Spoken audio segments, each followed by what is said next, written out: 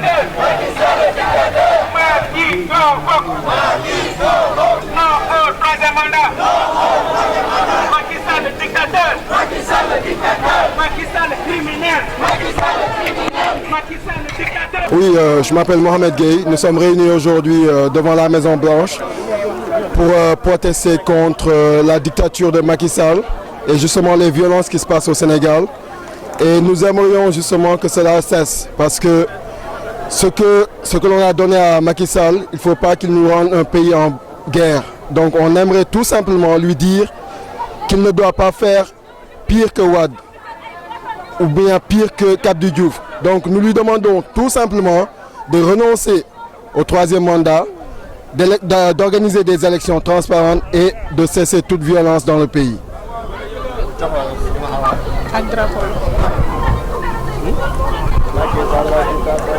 waaw dañu ñëw taxaw fii ñun ñi nga xamante ne ñun ñooy sëtu maam El Hadj Malick sëtu maam Borom Touba sëtu Baye Niass ñi nga xamante ne suñu maam yi dañu xeexoon ba jëlee fi tubaab bi jox ñu freedom tey jii nag ñu duggaat ci nooteel goo xamante ne suñu moroomu sénégalais moo ñu ko teg te ñu wax Macky Sall loolu duñ ko nangu ñu ngi taxaw fii si White House di wax communauté internationale bi yëpp ñu jàpp ci combat bi Macky Sall mën nañ ko bàyyi ba 2024 mu abal ñu si jàmm ak salaam ñu dañu bëgg a préserver démocratie bi nga xamante ni moom la suñu maam yi xeexoon donc loolu moo ñu fi indi Macky Sall dictateur Macky Sall dictateur. jërëjëf soxna Awa. asalaamaaleykum ñun dañu ñëw fii tey man maa ngi tudd Samba Ndiaye dëkk fii si Washington DC in the DMV area gis nga boo ñëwee Amérique sa xel dafay takk da ngay yeew.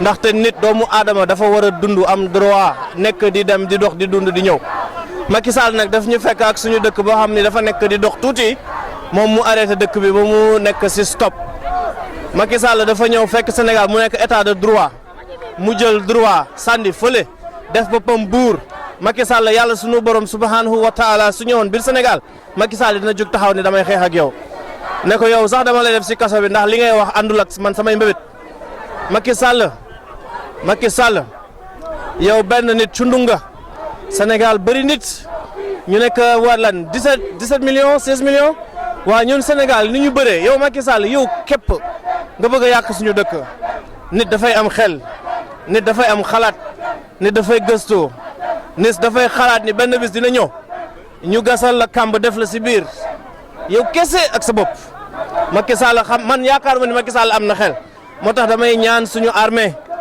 yéen yaa leen gën Macky Sall bu leen ko bàyyi mu yàq leen mu yàq suñu dëkk asalaamaaleykum. ma jox la gaa. yow la si yow la lay wax. yow la lay wax. ndeka jam anise asin njemu tate mali ankone mu Maison Blanche yata Amérique donc kali dum kuto pumata julo Macky Sall jonol wahanam lika kanaku esuke kontanu kata bayma diaspora kam bayma ku kontanu li fof kudike bu lam lika kasoke nakata bukana kata hindo Sénégal donc fanona lola kat wahanam lika kanaku parce que sumut bobi kajom aduke derrière akila ça fait maintenant 11 ans akala ko entona fayen tablewat ak la fanyna kan waxoma donc mo mu fañ talo hawla ñu baj encore le Sénégal fañu fulla carrément donc nous avons les forces de l'ordre il faut que respecter leurs droits il faut que nous merci. salaamaaleykum mbokk yi voilà man la Idrissa Balde may coordinateur jeunes yi fii ci États-Unis GPS donc gars yi ñu ngi leen di avant tout di jaale ñi nga xam ne dañoo ñàkk seen bakkan ci manifestation yi yëpp loolu yëpp lu ko waral moom mooy injustice mooy bëgg rek xam nga éliminer benn candidat boo xam ne. kon ñu koo xam ne yaakaaru réew mi yëpp la yaakaaru askan bi yëpp la loolu nag mooy lañ dul seetaan mooy ñi nekk Sénégal muy nekk fi ñi nekk ci diaspora bi loolu moom moo waral tax ngeen gis manifestation yi am fi tey jii donc di leen wax ni rek di lancer benn message ci sénégalais yi nekk réew ma jàpp leen boo leen gisee ñi nekk fii ci diaspora bi te am taxawaay bi yéen bu leen xaddi ndaxte ñii tey jii mënoon nañ wax ñu si bëri fii nii am nañu lu ñuy suturloo xam nga mënoon nañ toog rek jàpp seen i njàmbur mais gis ngeen ñu ngi nii fanaanatuñ yëndalatuñ donc yéen foofu jàpp leen bu leen découragé ndaxte projet bi bu ñu rawee rek pour ñu amaat projet bi nii yàlla xam donc bu leen découragé dëgg rek moom mooy mujj jërëjëf. waa Sénégal salaamaaleykum waa Pastef DMV ñu ngi fii tey ci buntu White House bi comme ni nga ko gisee nii di protester librement kenn sonaluñu kenn nekkul du ñuy menacer kenn nekkul du ñuy bundu xataal parce que fii réewu démocratie la lii rek lañ bëggal waa Sénégal ak suñu mbokk loolu tax ñu nekk fii tey quoi parce que li xew Sénégal ñu ngi koy gis ñu ngi koy suivre ci télé yi et ça fait très mal métti nañu trop quoi parce que par exemple man 2011 maa ngi woon fii ci même place bi di xeex affaire troisième mandat ak Macky Sall pour ñu ànd ak Macky Sall xeex troisième mandat bi Ablaye Wade bëggoon tey tamit 2023 ñu ñëwaat fii di defaat la même chose c'est vraiment déplorable moo tax ñuy fàttalil Macky Sall que ne rek nguur gi moom dañ ko dénkoon donc bu temps jot demee rek dafa war a dem comme dafa jëloon réew mi ci jàmm rek na ko delloo ci jàmm mooy gën a rafet donc yëpp jaru ko parce que le Sénégal a tout fait pour toi parce que vraiment 12 ans ñu jox la 40 000 milliards de budget lu nekk nga am ko ci say mbokk am ko ci dëgg-dëgg war a dem warta nekk problème te aussi ñu lay fàttali ne la rek dañu bëgg justice bu équitable parce que àdduna bi yëpp d'accord nañ ne société yëpp ci monde bi d'accord nañ ne que ne no justice no peace maanaam loolu c'est très clair anglais yi dañuy wax naan no justice no peace mais loolu dafa wér parce que bu àtte dëgg amul rek jàmm dafay dam yoonam parce que jàmm dëgg moo koy lal donc nañ fexe ñi nga xam ne dañu jàng ba nekk ay magistrat ñu jël seen responsabilité xam ne vraiment bi ñu doon jàng primaire ak secondaire xamuñu woon ku tudd Macky Sall ñu xam ne aussi dañu mérité nekk ay magistrat moo tax ñu toog foofu Macky Sall teguloon fa rek par hasard parce que dañ ko mérité aussi dañu jàng temps bi ñu doon jël di jàng xamuñu woon Macky Sall donc nañ gëm yàlla rek xam ne dañu war a àtte ngir yàlla àtte ndax seen mérite àtte ndax li ñu waat àtte ndax li ñu jëkk ci Sénégalais yi parce que ay école publique Sénégal lañ jàngee ba nekk ay magistrat donc vraiment war nañu def liggéey bu mucc ayib teg ko ci yoon parce que lu dul dëgg mënta nekk. I am Alhaj Mahdi. I'm here in solidarity with the Senegalese regarding trying to oust the dictator, Senegalese President Macky Sall. Macky Sall is trying to run for a third term, which is illegal regarding the Senegalese constitution. And what else is going on in Senegal is that Senegal is coming into a lot of wealth. They have discovered oil and gold. And the Western countries, particularly France, are backing Macky Sall so they can steal all the resources and keep the people in Senegal poor. The government are nothing but dictators, very corrupt. Anybody that's trying to say something that's moral or right regarding helping the people of Senegal and criticizing the dictatorship of Macky Sall's government are being put in jail. They're killing youth. About 30-some youth have been killed in Senegal. Not only they're killing youth, they're also putting sheikhs in prison. And anybody that speaks out against the atrocities and the dictatorship of Senegal are being put in prison. di nuyu mbokk yi di leen gërëm di leen sant comme ni ngeen ko gisee ñu ngi fii Maison Blanche tey dañu ñëwoon di dox ñaxtu wax li nga xam ne moo ñu naqari dañu toll ci période bi nga xam ne képp kuy sénégalais war nga wax ci luy xew Sénégal dañu toll ci période bi nga xam ne injustice dafa jéggi dayoo rey bi bëri na jaay doole bi bëri na lu ñuy ñaan personnellement man je suis très concerné par rapport ak li nga xam ne moo xew Sénégal des tueries à tout va l'injustice à tout va il est temps que ça cesse dañu am un président qu'on a confié notre pays dañ ko dënk suñu réew mi dem na ba di waaj a jeexal on a l'impression que réew mi moom moo ko moom da ko donn wax ji ak comportement bi ça en dit long dafa war a jeex ça suffit ça suffit ce n'est même plus une question politique ce n'est même plus une question de parti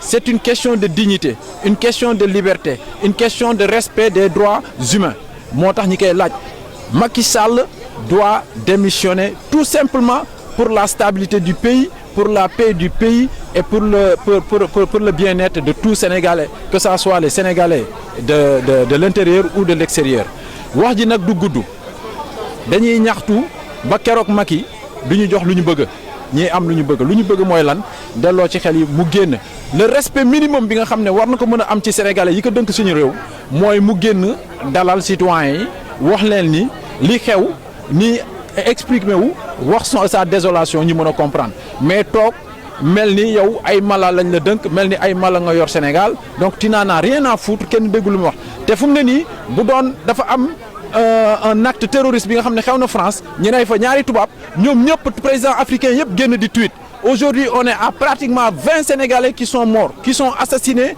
qui sont tués ils ont donné des M16 et des M67 à des gens des nervis yu nga xam ne ñëpp ñu ngi leen di gis ñu nekk yor ay 4x4 yor ay pick-up di dóor ci xale yi ñëpp di ci teg bët jël xale yi di leen di def ay bouclier humain. Un enfant de 8 ans, c'est inadmissible dans le pays de Cheikh Anta Diop, dans le pays de Léopold Sédar Senghor, dans le pays de Abdoulaye Wade, dans le pays de Abdou Diouf. C'est inadmissible. Inadmissible. Dañu war a jóg comme un seul bonhomme ñu dénoncer li nga xam ne mooy xew parce que képp ku toog ne sama yoon new ci wala politique la wala man bokkuma ak diw wala yaakaar nga ni nit la ñuy xeexal yaa ngi juum. nañ leen génn ci suñu carcan de confort boobu nga xam ne da ngay confort nga ne sama yoon newu ci donc j'en ai rien à foutre les Sénégalais n'ont qu'à se démerder non ça nous concerne tous au premier plan ku ñu rey kenn rek am na ku la ki nga bokkal wala am bokk na kenn ki nga xam ne xam nga ko donc ñi ngi ñaan Sénégalais yëpp ñi bokk ndey bokk baay taxaw pour le Sénégal uni pour tout le monde inchallah dans la paix dans le bonheur et dans la stabilité. Thank you. Wa asalaamaaleykum waa DC. ñu ngi leen di nuyu di leen ñaanal yàlla jàmm te di ko sàkk ci yow di wone rek suñu mbëggeel ci Sénégal min kolla yidde men e Sénégal Macky Sall a ɗeɗɗima lacciri ndi a wenoma yen caf mbiɗa ko ma muuɗa a yiiɗi ruttade caggal a ronki Macky Sall artiri haqqille ma ganda leydi ndi ka tottonoɗen tin a jeyani wona e jeyal mam neɗɗo fof on fonno bewde ha heddo ma an Macky Sall minen e ma inen jiidi ɗo ummiɗen noon kon ɓiɓe miskineɓe a fotaɗi yaade hannde ha payta ɗo ummiɗa ɗo Macky Sall a uddi debbo reedu a uddi rewɓe a uddi sukaɓe a uddi cukalel ne yaare 8 ans ɗum ɗo fof koye lawma mayya Macky Sall guila 2021 a wari sukaɓe nogas e jeeɗiɗo hannde a wari ha wari suka debbo ñanden wokam Macky Sall holko keddaniɗa Sénégal naaɓe hannde minen Haalpulaar en minen commune Sénégal naaɓe min gona yimɓe Macky Sall ala minen commune Haalpulaar en koye Sénégal min jeeya leydi Sénégal sa njaagu sa joola sa bambara ɗo jogui droit wonde président de la république anani ko Sénégal naaɓe foof ndentata mbaɗa neɗɗo président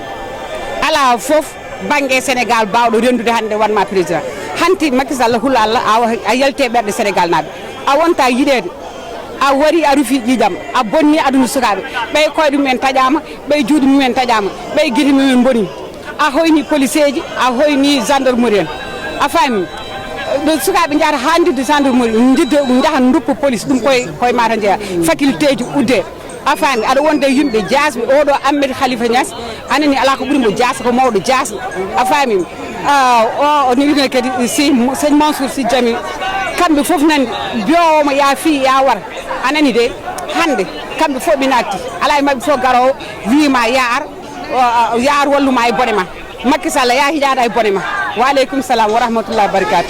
Nous de effectuer notre déplacement malgré notre temps qui nous est cher. Nous avons jugé bon de venir assister les Sénégalais ici à Washington. Et si la maison de ton voisin brûle, il faut l'assister, car la prochaine maison peut être un de tes parents ou toi-même. Donc dans ce cas, ce qui se passe au Sénégal, même une seule personne décédée à travers le non-respect de la Constitution, c'est déjà un recul. C'est déjà un recul. À quoi sert de prêter serment et ne plus respecter ce serment? Même s'il dit qu'il ne veut pas troisième mandat, il veut imposer quelqu'un, c'est toujours la même chose. Ne voilons pas la chose. Non, laisse les Sénégalais tels que les Sénégalais vous ont choisi, qu'ils choisissent aussi d'autres personnes. Si c'est mauvais pour les Sénégalais. Donc, personne ne peut faire le bonheur de tout un peuple. Non. Donc, dans ce cas, nous sommes venus ici pour rappeler quand même l'histoire aux Sénégalais qu'en matière de la lutte démocratique, ils sont un peu avancés. Mais au moins, on sait qu'avec le temps, les choses changent aussi. On dit que l'ennemi aussi change de stratégie. Donc, je les ai fait rappeler qu'ils avaient émané un petit effort pour dégager, pour mettre Abdou Diouf de côté et mettre Abdoulaye Wade à la place. Maintenant, avec Abdoulaye Wade, ça a été un peu poussé. Malgré ça, ils ont eu la magnanimité, l'intelligence et le fait de façon pacifique le mettre aussi de côté pour faire venir Macky Sall. Normalement, Macky Sall devait être même le vrai garant de la démocratie. Traoré, et je suis du Mali, ici avec mes frères et sœurs du Sénégal. Et ce qui se passe au Sénégal, c'est pas juste. Et le public est en train d'être massacré, ça c'est pas juste. Et nous sommes là à leur support du Sénégal, du peuple sénégalais. Nous sommes avec vous. Et ce qui se passe doit s'arrêter immédiatement. Et j'espère que votre président va comprendre qu'il faut, du calme dans le pays. Nous sommes ici, par la grâce de Dieu, exiger le départ immédiat et sans condition de Macky Sall. Qu'il arrête de tuer nos enfants, qu'il arrête d'emprisonner injustement d'honnêtes citoyens, qu'il engloutisse définitivement son funeste projet de 3e candidature, qu'il arrête son ingérence sur notre justice, une justice devenue partielle et partiale, avec cet énième verdict de la honte, en condamnant le président Ousmane Sonko sur le fondement d'accusations fallacieuses. Nous sommes en train de vivre des moments tragiques et dramatiques, jamais égalés dans l'histoire politique de cette belle nation. Le Sénégal sombre avec autant de morts en 48 heures. Notre président de la République, Macky Sall, reste muet. Où est le leadership incarné? Où est le leadership incarné? Pour avoir vu venir le chaos et n'avoir rien fait pour l'éviter. C'est vrai. Quand un dossier, je cite, quand un dossier peut brûler le pays, je mets mon coude dessus, avait dit Macky Sall. Pour s'être tué, alors que des Sénégalais sont lâchement tués. Macky Sall est le premier à s'amouvoir des drames des autres pays. C'est ce que l'on appelle dans notre langue nationale Samba Alar. Pour faire la sourde oreille face à l'appel à la paix des voix autorisées de ce pays, pour avoir laissé les Sénégalais cuire dans le jus l'incertitude d'un 3e mandat, Macky Sall est à l'origine de cette implosion démocratique.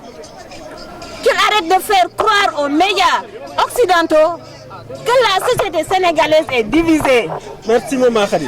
Que le peuple qui l'a acclamé hier est le même qui lui demandait de respecter son choix, celui de la démocratie.